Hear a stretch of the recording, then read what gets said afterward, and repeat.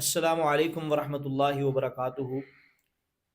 عنوان یہ ہے کہ فوت ہونے والے کو اس کے جو پچھلے ہیں ان کے رونے کی وجہ سے کیا عذاب ہوگا؟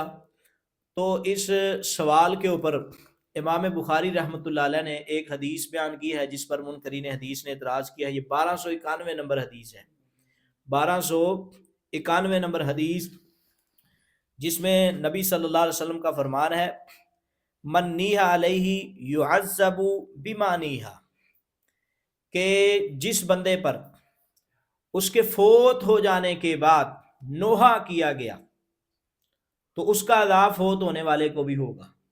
یہ حدیث ہے کہ ایک بندہ فوت ہو گیا ہے اور اس کے پچھلے اس پر نوحہ کرتے ہیں، چیختے چلاتے ہیں، تو عذاب کس کو ہوگا؟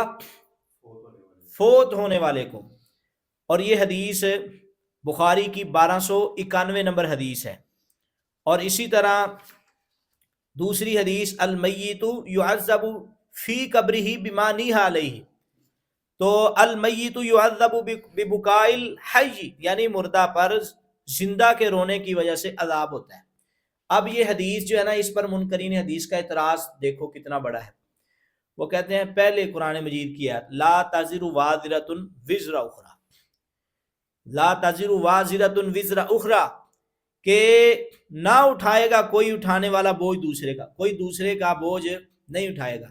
کہتے ہیں اس قرآن کی آیت کے ساتھ بھی ثابت ہوا کہ یہ بخاری کی جو حدیث ہے قرآن کے خلاف ہے۔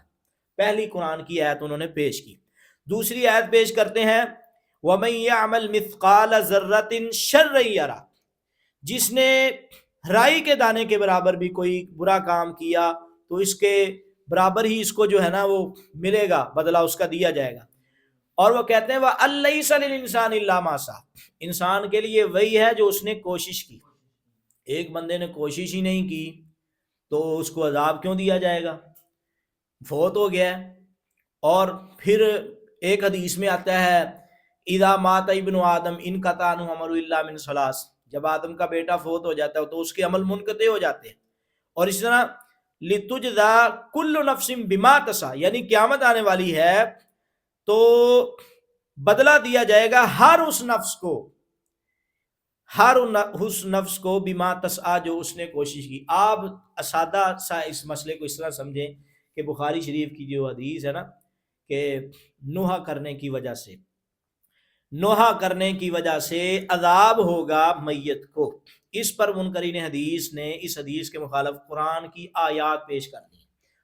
یہ بخاری کی 1291 نمبر حدیث جس پر اعتراض ہے، ہم کہتے ہیں کہ منکرین حدیث نے اگر صحیح طرح صحیح بخاری کا مطالعہ کیا ہوتا ہے نا، بخاری نے اس اعتراض کا جواب اور اس اعتراض کو بخاری کی 1284 نمبر حدیث پر حل کر دیا، کیونکہ امام بخاری رحمۃ اللہ علیہ نے پیچھے اس اعتراض کو ایک باب باندھ کر اور قرآنی دلائل سے حل کیا، قرآنی دلائل سے۔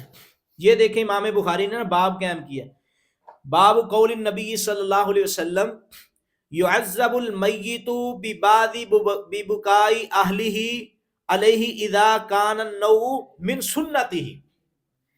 امام بخاری کہتے ہیں نبی صلی اللہ علیہ وسلم کا قول کہ اس کے اہل خانہ کے رونے کی وجہ سے میت کو عذاب اس وقت ہوتا ہے اذا کان النوح من سنتہ، جب اس کی سنت ہو، اس کا طریقہ ہو۔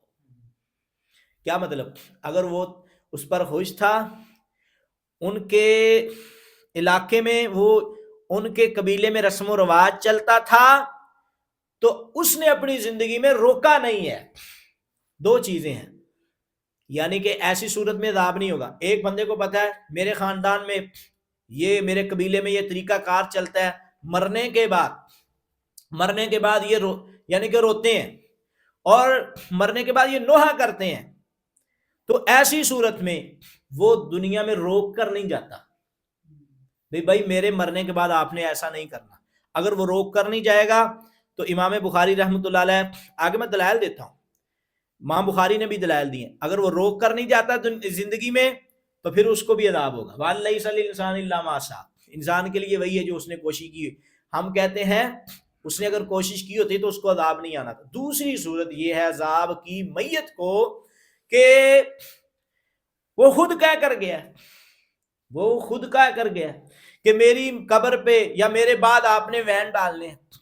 تو جب ایک بندہ خود دنیا میں کہہ کے گیا میری قبر پہ یہ کرنا ہے، تو اس کا مطلب ہے جتنے بھی برے کام ہوں گے اب ان سارے برے کاموں کا اب اس کو اس میں وہ برابر کا شریک ہے، اس کو اس کا نقصان ہوگا، اس کو اس کا نقصان ہوگا۔ تو اسی لیے امام بخاری نے یہ ثابت کیا ہے۔ وہ کیسے کہ اللہ تعالیٰ قرآن میں کہتے ہیں، پہلی آیت انہوں نے جو دلیل، قوا انفسکم واہلیکم نارا، خود بھی بچو اور اپنے اہل و عیال کو بھی جہنم کی آگ سے بچاؤ۔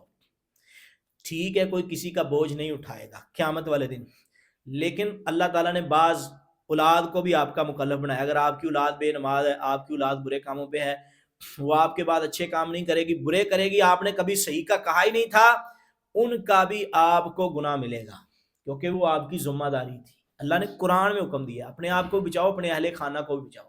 زندگی میں چاہیے تھا کہ وہ نوح سے روک کر جاتا اپنی اولاد کو، خود بھی رکتا زندگی میں اور اولاد کو بھی روک کے جاتا، اگر نہیں روکے گا تو عذاب ہوگا۔ اگلی بات پھر ولا تزر وازرۃ وزر اخری والا، او بھائیان کوئی کسی کا بوجھ نہیں اٹھائے گا، جس کو اللہ نے مکلف بنا دیا وہ تو حساب دینا ہی پڑے گا، حکمران کو حساب دینا پڑے گا پورے ملک کا، کیونکہ وہ اس کا مکلف ہے، اور ایک گھر کا جو اس کو بھی حساب دینا پڑے گا۔ تو جس کو بنایا گیا ہے اس کے علاوہ کوئی کسی کا بوجھ نہیں اٹھائے گا۔ مثلا باپ بیٹا دونوں فوت ہو جاتے ہیں اور بیٹا نیک تھا، باپ اچھا نہیں تھا، تو بیٹے کا بھی تو حق بنتا تھا نا کہ اپنے باپ کو، یا باپ کا حق بنتا تھا کلکم مسئول عن رعیتہ، یہ سوال ہونا ہے۔ یہ آگے انہوں نے حدیث بھی بیان کی، وقال النبی صلی اللہ علیہ وسلم کلکم راعٍ ومسئول عن رعیتہ، کہ ہر بندے سے اس کی رعایا کے بارے میں پوچھا جائے گا۔ تو آگے سیدہ عائشہ رضی اللہ تعالیٰ عنہ کہا فَإِذَا لَمْ يَكُنْ مِنْ سُنَّتِهِ فَهُوَ كَمَا قَالَ عائشہ۔ امام بخاری کہتے ہیں اگر اس کا طریقہ نہیں تھا، اس کے قبیلے میں یہ طریقہ کار نہیں چلتا تھا، نہ اس کے قبیلے میں طریقہ کار چلتا تھا، اور اس کے باوجود بھی اس نے روکا ہے۔ اگر نہیں بھی روکے گیا، ایک بندے کا طریقہ کار ہی نہیں ہے، جیسے ہمارے گھروں میں ہے، یا ہم لوگ اہل الحدیث کے ہمارے گھروں میں نوحہ نہیں ہوتا، ہاں کوئی اٹھے اور نوحہ شروع کر دے تو ہم اس کو جائز ہی نہیں سمجھتے اپنی زندگی میں، اور اس کا ہمیں پتہ چلے تو ہم روکتے ہیں، تو کیا اس کا عذاب ہمیں ملے گا؟ پھر ہے یہ واللہ تزر وازرۃ وزر اخری، یہ سیدہ عائشہ فرما رہی ہیں کہ لا تزر وازرۃ وزر اخری، تو وہوا کقولہ وان تدع مثقلۃ ذنوبا الی حملها، تو یہی بات ہے کہ کوئی بھی نفس غلط کام پہ اگر لگا کے جائے گا تو وہ برابر کا شریک ہے، اگر اس نے نہیں لگایا تو اس کے شاگردوں میں سے اگر غلط نکل آتے ہیں، یا اس کی اولاد میں سے غلط نکل آتے ہیں، کتنے نبی ہیں انہوں نے فوت ہوتے وقت اپنی اولادوں کو صحیح حکم دیا ہے۔ اب آیا کہ اولاد کے بارے میں سوال ہوگا، تو حضرت نوح علیہ السلام سے بھی جیسے ان کا بیٹا نافرمان تھا، آیا کہ نوح علیہ السلام اس وقت اللہ تعالیٰ ان سے پوچھ گچھ کرتے قیامت کے دن، جب انہوں نے اپنے بیٹے کو سمجھایا ہی نہیں، تو جب اپنے بیٹے کو انہوں نے سمجھایا بھی نماز پڑھو، سیدھے رستے پہ آؤ، تو اب وہ اٹھ کے قیامت والے دن اعتراض نہیں کر سکتا۔ خلاصہ یہ ہے اس حدیث کا کہ میت کو جو عذاب دیا جائے گا کس وجہ سے؟